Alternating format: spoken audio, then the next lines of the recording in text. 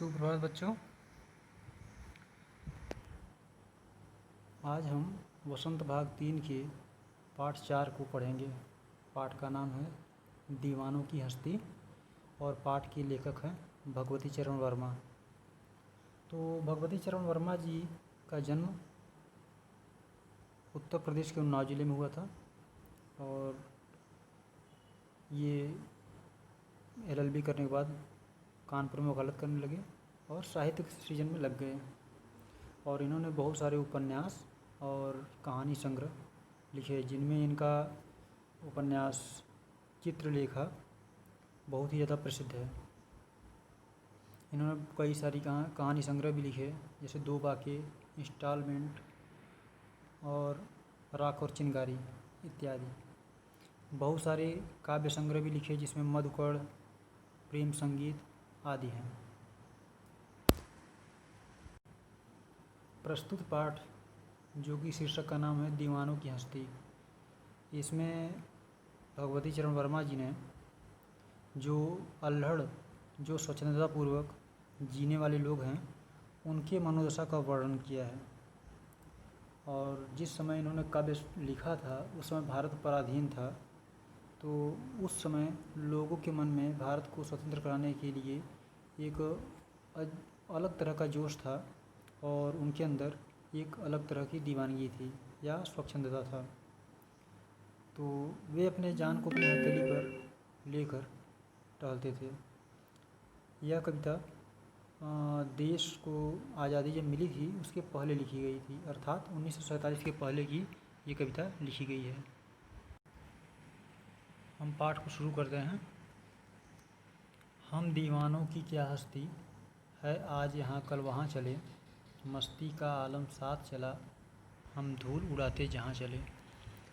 इन पंक्तियों के माध्यम से कवि यह बताते हैं कि उस समय जब देश पराधीन था, तो जो स्वतंत्रता के लिए लड़ने वाले लोग थे, सेनानी थे, वे बहुत ही फक्कड़ प्रवृत्ति के होते थे, बेफिक्री का जीवन जीते थे, क्योंकि उनके मन से अंग्रेज़ों का खौफ निकल गया था और देश को आज़ाद कराने का जो भाव था वह मुख्य रूप से चल रहा था कि हमको देश को आज़ाद करवाना है। तो वही बात है कि हमारा कोई हस्ती नहीं है, हमारा कोई सामर्थ्य नहीं है, औकात नहीं है। आज हम यहाँ हैं, कल कहीं और होंगे, कल कहीं और चले जाएंगे, लेकिन हम जहाँ जाएंगे वहाँ यह जो संसार का खुशी है, जो संसार में खुशियाँ है, वह हम लोग के साथ चल देगा। जिधर हम चल देंगे उधर ही संसार की खुशियाँ भी चल देंगी, अर्थात हम जहाँ रहेंगे वहीं खुशियाँ हमारे पास रहेंगी। अगली पंक्ति है, आए बनकर उल्लास अभी, आंसू बनकर बह चले अभी, सब कहते ही रह गए अरे, तुम कैसे आए कहाँ चले। तो यहाँ इस पंक्ति के माध्यम से कवि भगवती चरण वर्मा जी कहते हैं कि जो स्वतंत्रता सेनानी है, जो देश के प्रति मर मिटने वाले लोग थे, वे अल्हड़ प्रवृत्ति के थे, स्वच्छंद थे, बेफिक्री का जीवन जीने वाले थे। वे जहाँ भारतीय जनमानस के बीच में पहुँच जाते, वहाँ खुशियों का माहौल बन जाता, वहाँ पर लोग बिल्कुल खुश हो जाते, उल्लास का माहौल बन जाता। और जैसे ही वे वहाँ से चलते तो सबके आंखों से आंसू निकल आते और वे कहते कि अभी तो आप आए हैं और फिर तुरंत कहाँ चल दिए। अर्थात उनके आने में खुशी था लोगों के मन में और जाने पर उतना ही दुख था। किस ओर चले यह मत पूछो, चलना है बस इसलिए चले, जग से उसका कुछ लिए चले, जग को अपना कुछ दिए चले। अब जो कवि है वह कहता है कि स्वतंत्रता सेनानी यह कह रहे हैं कि भाई हमसे यह मत पूछो कि हम किधर जा रहे हैं, चलना है बस इसलिए चले, हमें चलना है, अपने लक्ष्य की तरफ हमें बढ़ना है, इसलिए हमें जब तक लक्ष्य मिल नहीं जाता तब तक हमें चलते रहना है। और जग से उसका कुछ लिए चले, जग को अपना कुछ दिए चले। और इस जग से हमने बहुत कुछ लिया है और इस जग को हमने बहुत कुछ दिया है, अर्थात हमने इस जग से दुख लेकर इनको खुशी प्रदान की और इस जग ने भी हमको कहीं ना कहीं खुशी प्रदान की।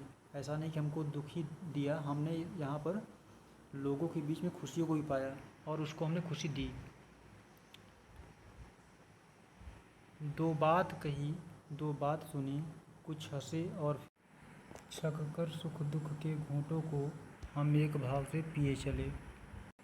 भगवती चरण वर्मा जी कहते हैं कि हमने इस संसार में जो आम जनमानस थे उनके बीच में दो बात कही, दो बात सुनी, अर्थात उनके सुख दुख की बातों को सुना और अपने सुख दुख की बातों को समाज के लोगों से कहा, और सुख के माहौल में हंसे और दुख के माहौल में कुछ रोए। और हमने इस संसार में जितना भी सुख दुख था सभी को जम कर पिया, मन भर पिया, और हम इनको सुख दुख को एक ही भाव से पिए।